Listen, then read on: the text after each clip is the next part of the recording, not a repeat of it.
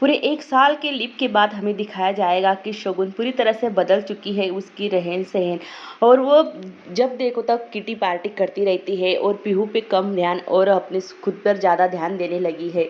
यहाँ पर पीहू को लेकर यहाँ पर शगुन तो आ चुकी है, पर रमन भी अपना पूरा परिवार इशिता के साथ पूरा परिवार को छोड़कर शगुन और पीहू के पास आ चुका है। वहाँ पर दूसरी तरफ पीहू के लिए पूरी जिम्मेदारी माँ और बाप की पूरी जिम्मेदारी ने रमन ने तो निभा ली है, पर दूसरी तरफ रूही और आदि को उसने अकेला कर दिया है। मतलब इशिता ही अपनी एक और एक माँ का फर्ज निभा रही है। यहाँ पर शगुन मनी को फ़ोन लगाती और कहती है कि मनी, तुम कितनी दिन से गए हो, अभी तक नहीं आए, यहाँ तुम्हारे बिना पूरा सुना सुना लग रहे हो। मनी कहता है कि मैं यहाँ पर ऊपर तुम्हें हर कंट्री से एक गिफ्ट नया भेजता हूँ।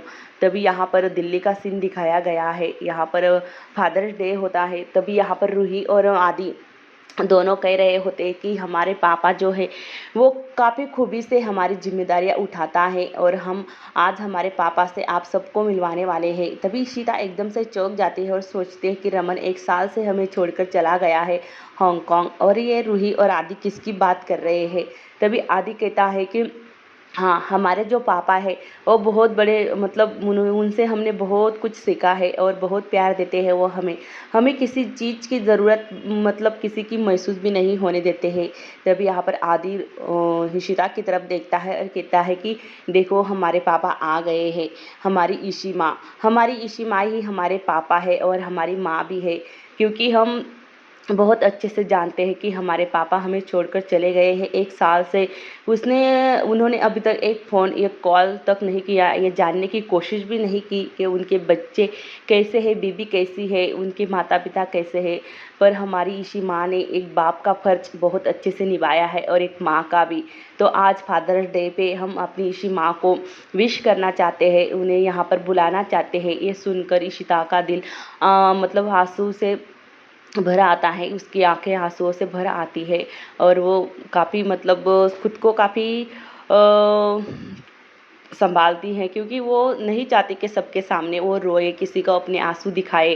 तभी यहाँ पर दूसरी तरफ पीहू को भी एक अवार्ड मिलता है। पीहू भी कहती है कि ये सब के पीछे मेरे पापा का हाथ है और मैं मेरे पापा को कुछ देना चाहती हूँ। मेरे पापा यहाँ पर मेरे साथ नहीं होते तो शायद मैं ये ट्रॉफी नहीं जीत पाती। मेरे पापा दुनिया के बेस्ट पापा है, मतलब सबसे अच्छे पापा हैं। ये सुनकर रमन भी काफ़ी खुश हो जाता है और रमन की आंखों में भी आंसू आ जाते हैं।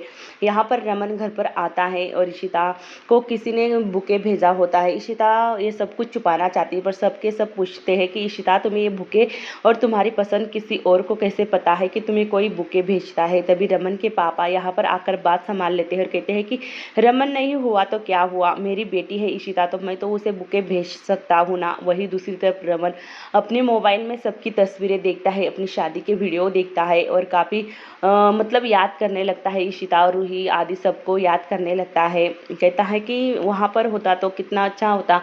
यहाँ पर आ चुका हूँ पीहू के लिए, पीहू को भी मेरी ज़रूरत है। शगुन के भरोसे तो मैं अपनी बेटी को नहीं छोड़ सकता, क्योंकि वो हरदम किटी पार्टियों मनाती रहती है, क्लब जाती है और बच्ची पर ध्यान नहीं देती। उसे इशिता की याद आती है और आंखों में आंसू आ जाते हैं रमन के कि इशिता उसके लिए कितना अच्छा खाना बनाती थी और अब यहाँ पर खुद को ही खाना बनाना पड़ता है और खाना पड़ता है।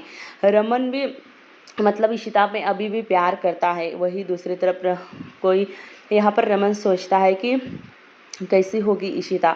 वही इशिता पूछती है रमन के पापा को कि पापा, आपने सबके सामने झूठ क्यों बोला कि आपने मुझे बुके भेजा है। तभी यहाँ पर उसके पापा कहता है कि हाँ बेटा इशिता, मैंने झूठ तो बोला है। मैं नहीं चाहता था कि तुम्हें बुके किसने भेजे, मुझे नहीं पता और नहीं मैं जानना चाहता हूँ। तभी यहाँ पर रमन के पापा सोचते हैं कि मेरा बेटा तो उसे छोड़कर चला जा चुका है। मुझे लगता है शायद कि इशिता के जीवन में भी कोई आ चुका है दूसरा, और अच्छा भी है, आना भी चाहिए, कितने ही दिन अकेली रहेगी। वही अब यहाँ पर शगुन जो होती है वो यहाँ पर आती है होटल में होटल में नहीं, सॉरी, यहाँ पर वो जिम में आती है और कहती है कि उसे एक उसकी फ्रेंड मिलती है और कहती है कि शगुन तुम कितनी बदल चुकी हो, बिल्कुल कॉलेज टाइम जैसी की तैसी लग रही हो, कितनी यंग लगती हो तुम। शगुन काफ़ी इतराती है और कहती है कि हाँ मैं तो बहुत यंग ही हूँ। और वो हमेशा ही अपने दोस्तों के साथ किटी पार्टी में और क्लब और कहीं कहीं घूमती रहती है। ये पीहू को भी महसूस होता है कि शगुन उस पर ज़्यादा ध्यान नहीं देती, उसके पापा ही उस पर ज़्यादा ध्यान देते हैं। इशिता को बार बार मैसेज आते हैं और इशिता कहती है कि ये बार बार मुझे मैसेज क्यों करता है, और मैंने उसे कहा है कि मुझे मैसेज मत करो। तभी रमन पीहू को लेकर आता है और शगुन को डांटता है, शगुन तुम कहाँ गई थी, तुम्हें पीहू की ज़रूरत, पीहू को तुम्हारी ज़रूरत थी, पर तुम उस टाइम उसके साथ नहीं थी। अच्छा हुआ उसके कुल में चला गया, नहीं तो तुम उसे अकेली वहाँ पर छोड़ देती। तुम्हारे भरोसे तो मैं नहीं रह सकता हूँ ना। तभी यहाँ पर शगुन कहते हैं कि हाँ रमन, मुझसे गलती हो गई, मैं मानती हूँ, पर मैं क्या करती, मैं बहुत बिजी रहती हूँ। तभी रमन कहता है कि आइंदा से कान खोलकर सुन लो, तुमने यहाँ आइंदा से गलती की तो मैं पीहू को अपने साथ लेकर जाऊंगा। तभी यहाँ पर शगुन कहती है कि पहले इसकी पत्नी थी वो बहन जी, और अब ये दोनों के दोनों ड्रामेबाज हैं। तभी रात को यहाँ पर इशिता अपने लैपटॉप में कुछ काम कर रही होती है। रूही आती है और कहती है कि इशिमा कितना काम करोगी, अब सो भी जाओ। तभी इशिता का फ़ोन में किसी का मैसेज आता है और रूही देखती है कि इशिता के फ़ोन पर पासवर्ड लगा हुआ है।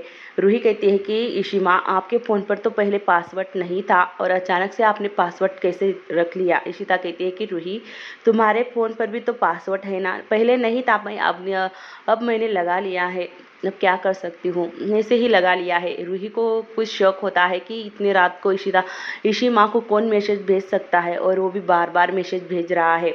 इशिता रूही को कहती है कि रूही तुम जाकर सो जाओ, और फिर बाद में फ़ोन आता है। इशिता कहती है कि तुम्हें नहीं कहा था मैंने मैसेज करने के लिए, अब मेरी बेटी थी मेरे पास यहाँ पर, वो देख लेती तो, और तुम्हें कितनी बार कहा है कि मुझे बार बार ऐसे फ़ोन मत किया करो, मैं आ जाऊँगी तुमसे मिलने के लिए। इशिता काफ़ी खुश होती है क्योंकि इशिता के जीवन में ऐसे लगता है कि कोई दूसरा आ चुका है। सोसाइटी में यहाँ पर कुछ मीटिंग होती है, उस मीटिंग में एक महिला का जिक्र होता है जहाँ पर वो महिला का पति भी उसे छोड़कर चला जा चुका है, और वो महिला होती है जो दूसरे के साथ शादी करना चाहती है। इसी बात पर बाकी के जो लोग हैं विरोध करते हैं, कहते हैं कि नहीं, हमारे सोसाइटी में बच्चे भी रहते हैं, उन पर बुरा असर पड़ेगा। रूही आती है और कहती है कि कैसे बुरा असर पड़ेगा, उसका पति उसे छोड़कर चला गया है तो वो तो दूसरे इंसान के साथ तो अपना घर बसा सकती है ना। तभी यहाँ पर आदि रूही को डांटता है और कहता है कि तुम ऐसे कैसे कह सकती हो, ये बात हमारी इसी माँ पर भी लागू होती है। तुमने ऐसा जाकर क्यों कहा कि वो उसका पति उसके छोड़कर चला जा चुका है तो उस औरत को दूसरी शादी कर लेनी चाहिए।